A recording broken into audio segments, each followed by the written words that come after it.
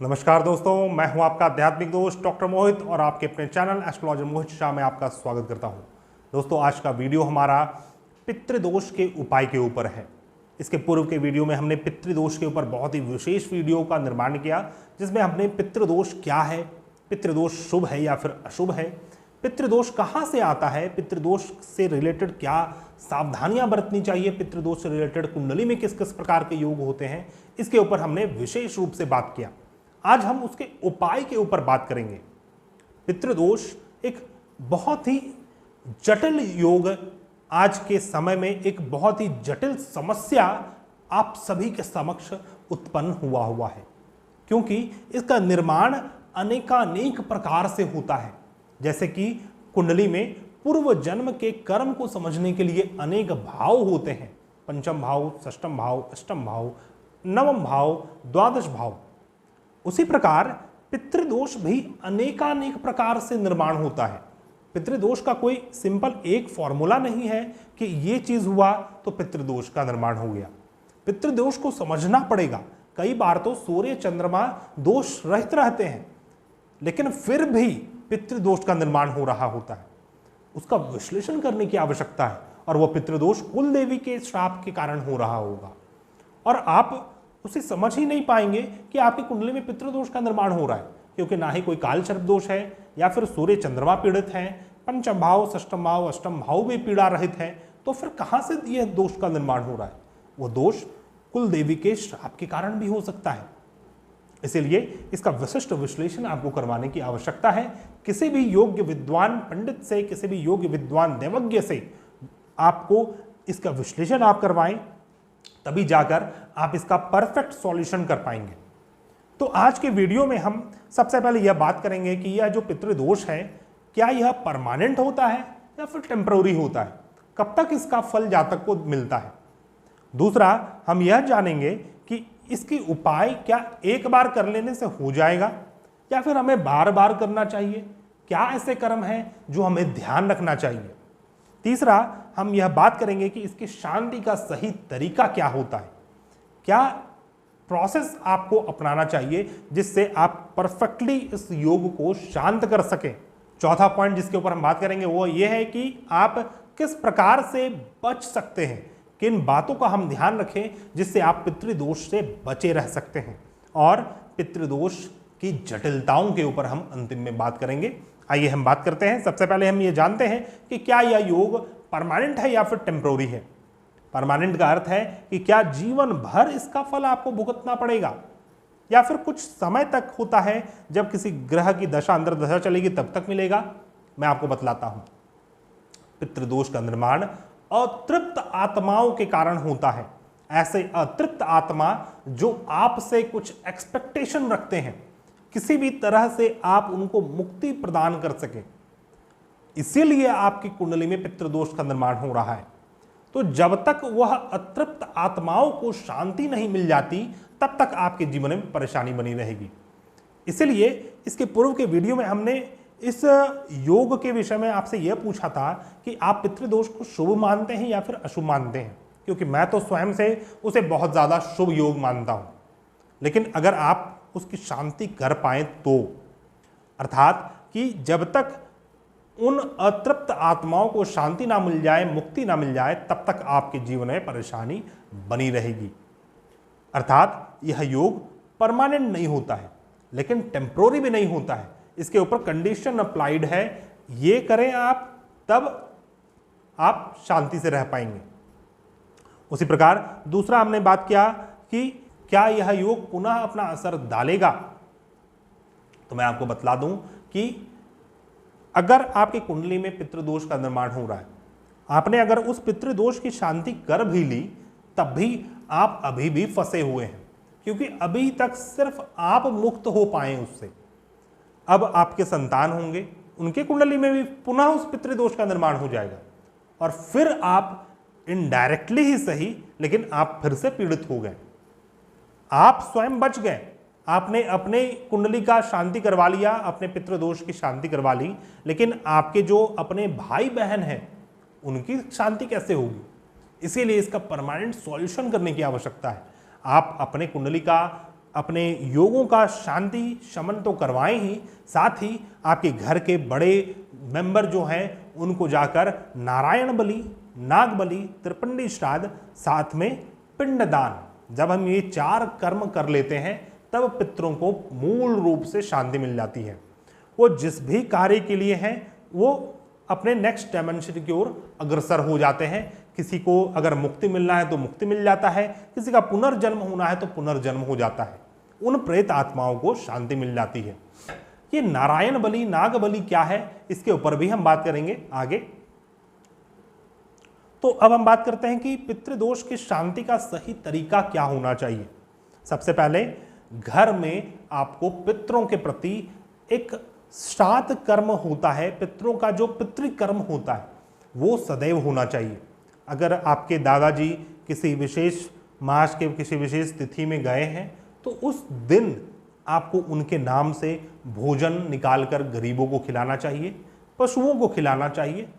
उनके नाम से तर्पण आदि कर्म बहुत ज़रूरी है, तब जाकर पितृदोष का निर्माण नहीं होगा। अर्थात कि यह बहुत ही सिंपल तरह से स्टार्ट किया जा सकता है अपने पितरों को शांत करने के लिए, कि पितृपक्ष में आपको उनके नाम से तर्पण करना चाहिए, उनके नाम से भोजन निकालना चाहिए, खुद की कुंडली का विश्लेषण करवाएं और उससे संबंधित जो भी योग हैं उसकी शांति करवाएं और अंतिम में नारायण नाग बलि, त्रिपिंडी श्राद्ध और पिंडदान करें।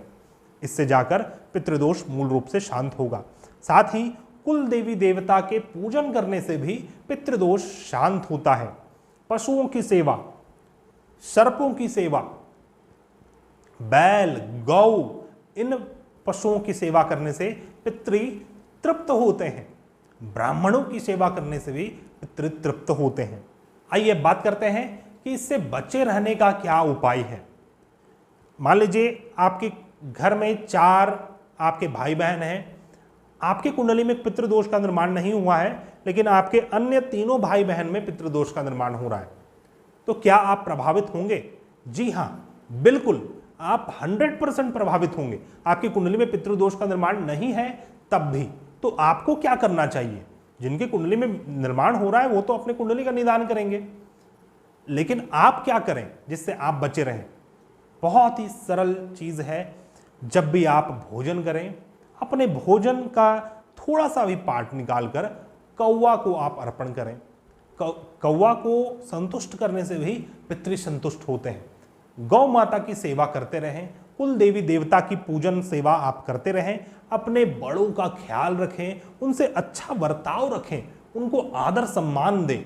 इससे भी पितृदोष शांत होता है और इससे भी आप बचे रह सकते हैं, क्योंकि आपके पितृगण आपको देख रहे हैं, सदैव आपको देख रहे हैं, क्योंकि वह अतृप्त आत्माएं सदैव विचरण करते रहते हैं और किसी न किसी रूप से आपको एडवर्सली इफेक्टेड करते रहते हैं।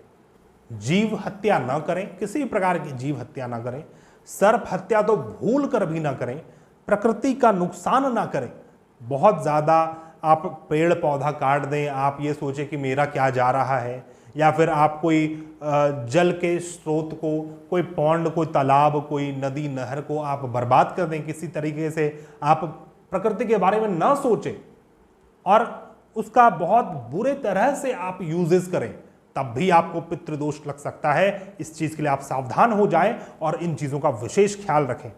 साथ ही पितृपक्ष में स्पेशली अपने बड़ों के नाम से, अगर आप अपने घर के बड़े हैं तो आपको जरूर ये कर्म करने चाहिए। अपने माता पिता के नाम से, अपने दादा दादी के नाम से, अपने पूर्वजों के नाम से उनको तर्पण जरूर से देना चाहिए। तर्पण किस प्रकार से देना चाहिए? बहुत ही सिंपल विधान है जो कि आपको गीता प्रेस के नित्य कर्म पूजन प्रकाश में प्राप्त हो जाएगा। तर्पण कर्म बोलकर यह अध्याय रहेगा, इसे आप पढ़ें। बहुत ही सिंपल उपाय से आप पितरों को तर्पण दे सकते हैं। आप नित्य तर्पण दे सकते हैं। हर महीने अपने पिता, अपने पूर्वजों के जो पुण्य तिथि है, हर महीने उस तिथि में आप अपने पूर्वजों को तर्पण दे सकते हैं, हर दिन दे सकते हैं। और विशेष तौर पे पितृपक्ष वाले मास में पूरे मास आप पितरों को तर्पण दें। इससे आपके पितृ तृप्त होंगे और आप स्वयं बचे रहेंगे। आपकी कुंडली में निर्माण हो रहा हो या फिर नहीं हो रहा हो, क्योंकि यह हमारा कर्म है, यह हमारा दायित्व है कि हम जहां पर जन्म लिए हैं, जिन्होंने हमारा पालन पोषण किया, जिन्होंने हमें नाम दिया, एक घर दिया, जीने का जो एक आधार दिया, वो हमारे पितरों के द्वारा, हमारे माता पिता, हमारे पूर्वजों के द्वारा ही प्राप्त हुआ है। तो उन्हें हमें मुक्ति देना हमारा धर्म बनता है, आपकी कुंडली में निर्माण हो रहा हो या फिर नहीं हो रहा हो। तो ये सभी उपाय हैं बचने के। आप देव वृक्ष की रक्षा करें, पीपल, बड़ ऐसे वृक्षों को कभी ना काटें, इनका सुरक्षा करें, इनका आप सेवा पानी करें, इससे भी आप बच सकते हैं। कर्ज कभी नहीं लेना चाहिए। यदि आपने कर्ज लिया है उसे शीघ्र से शीघ्र चुका दें। ऐसा नहीं कि नहीं लेना चाहिए, कर्ज लेने की आवश्यकता पड़ सकती है, लेकिन उसे भूले ना। उस सबसे पहले उसको प्राथमिक कर्म में रखकर उसे आप लौटा दें, चाहे वो किसी प्रकार का कर्ज लिया हुआ हो, श्रम हो या फिर धन से हो या फिर किसी प्रकार से हो, उसे आपको लौटा देना चाहिए। तो दोस्तों, अब हम लास्ट पॉइंट के ऊपर बात करते हैं कि पितृदोष की क्या क्या जटिलताएं होती हैं। क्योंकि इसके पूर्व के वीडियो में हमने बात किया था कि पितृदोष कहां से आता है, कैसे बनता है, क्यों बन सकता है। तो इसमें भी कुछ जटिलताएं होती हैं। कुंडली में भी जटिलताएं के ऊपर हमने बात किया था, जैसे कि मान लीजिए आपकी कुंडली में काल सर्प दोष का निर्माण हो रहा हो और साथ में सूर्य राहु और ग्रहण दोष भी हो, तो बड़े रूप से पितृदोष का निर्माण होता है। मान लीजिए पंचम भाव, छठे भाव, अष्टम भाव, द्वादश भाव में सूर्य ग्रह राहु या केतु के साथ स्थित हो या फिर चंद्रमा राहु केतु के साथ स्थित हो, पितृदोष का निर्माण हो जाएगा। मान लीजिए सूर्य शनि साथ में कहीं पर भी स्थित हो और राहु या केतु की दृष्टि पड़ रही हो, तब भी बड़े रूप से पितृदोष का निर्माण होता है। इस प्रकार से कुंडली की जटिलताएं हैं। उसी प्रकार कुछ ऐसी जटिलताएं हैं जिसे हम समझ भी नहीं पाते, क्योंकि हमारे द्वारा पितरों का यथोचित सत्कार किया जाता है, हमारे द्वारा पितरों का जो भी पितृकर्म है वो सभी किए जाते हैं, फिर भी हमारे घर में क्यों पितृदोष वाले जातक का जन्म हो रहा है, फिर भी मैं क्यों पितृदोष से पीड़ित हूं। उसका रीजन अन्य जटिलताएं होती हैं, जैसे आपके ऊपर कोई बड़ा बंधन कर्म कर दिया गया हो या फिर आपके कोई पितर बंधन में हो, किसी भी रूप से बंधन में हो, किसी ने उन्हें बांध रखा हो। ये सब भी अकल्ट साइंस का पार्ट है, जो मैं बहुत ज्यादा इसे नहीं खोलूंगा, लेकिन यह सब भी एक कारण होता है पितृदोष उत्पन्न होने के लिए। तो इन सभी चीजों का विशेष ध्यान रखना चाहिए। आपके घर में, आपके कुल में किसी का दर्दनाक मृत्यु हो गया हो, किसी की हत्या हो गई हो, किसी की आकस्मिक घटना दुर्घटना से मृत्यु हो गई हो, तब भी पितृदोष का निर्माण होता है। और ये सभी चीजें जटिलताएं हैं, क्योंकि मान लीजिए आप सभी प्रकार के कर्म करते हैं, फिर भी आपके कुंडली में पितृदोष आ जाएगा, तो वो कहां से आएगा। उन योगों को समझने की आवश्यकता है, विशिष्ट विश्लेषण करने की आवश्यकता है, तब जाकर हम समझ पाएंगे। आपके घर परिवार में किसी प्रकार का अभिचार कर्म, किसी प्रकार का तांत्रिक कर्म किया गया हो, कोई ऊपरी बाधा का साया हो, तब भी पितृदोष का निर्माण हो सकता है। और ये सभी जटिलताएं हैं जिसे सॉल्व करने के लिए बहुत ज्यादा धैर्य, बहुत ज्यादा ज्ञान और बहुत ज्यादा इनपुट की आवश्यकता है। और अंतिम पॉइंट, अगर आपकी कुंडली में कुल देवी का श्राप बनता है, कुल देवता का श्राप बनता है, तब भी आप पितृदोष से पीड़ित रहेंगे। तो इन दोषों का उपाय क्या होना चाहिए, इसके ऊपर हमने बात किया। आशा करता हूं आप संतुष्ट हुए होंगे। यदि आप अपने कुंडली का विश्लेषण करवाना चाहते हैं तो आप हमारे से कांटेक्ट कर सकते हैं। हमारा कांटेक्ट डिटेल्स आपको मेरे डिस्क्रिप्शन बॉक्स में मिल जाएगा। दोस्तों, हमारे चैनल को जरूर से सब्सक्राइब करें। मिलते हैं नए वीडियो में, तब तक के लिए धन्यवाद। जय हिंद।